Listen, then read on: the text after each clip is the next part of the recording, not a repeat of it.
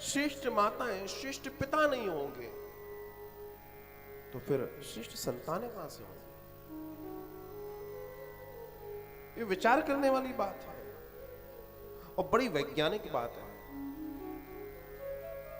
जिन श्रेष्ठ संतानों के बारे में निरंतर हम विचार कर रहे हैं वो तब संभव होंगी जब श्रेष्ठ माता पिता होंगे।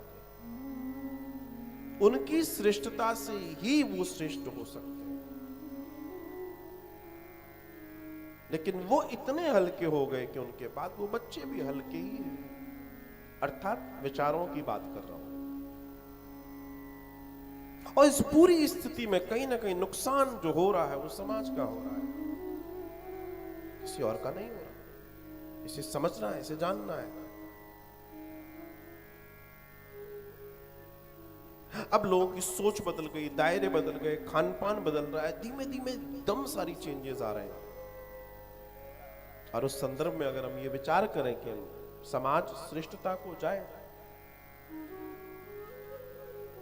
सदपुरुष की प्राप्ति समाज को जब होगी जब देवियों में सतित्व होगा।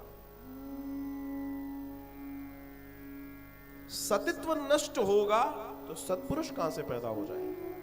संभव ही नहीं, पॉसिबल ही नहीं। सत्पुरुष सतियों से पैदा होगा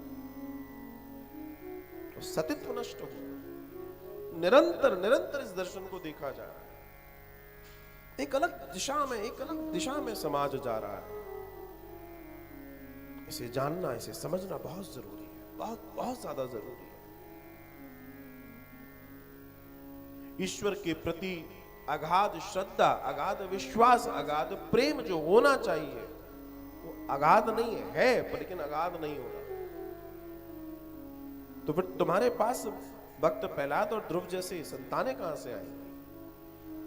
ये संभव ही नहीं है। हम ये तो सोचते हैं कि हमारी संतान श्रेष्ठ हो, पर इस पर विचार नहीं करते कि हम कैसे हैं, हम क्या कर रहे हैं सुबह से लेकर रात तक, हमारे विचार कैसे हैं, हमारा दर्शन कैसा है, हमारी सोच कैसी है।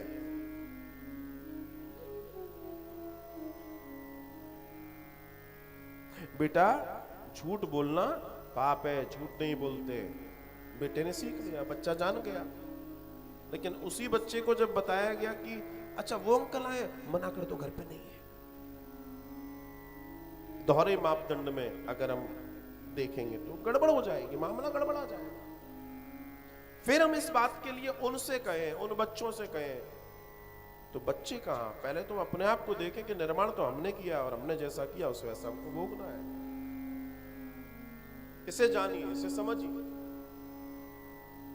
वरना बहुत बहुत नुकसान हो रहा है, थोड़ा बहुत नहीं। इसलिए ईश्वर की ओर जाइए, अपने आप को श्रेष्ठ कीजिए, अपने आप को उत्तम कीजिए, अपने आप को और उत्तम कीजिए।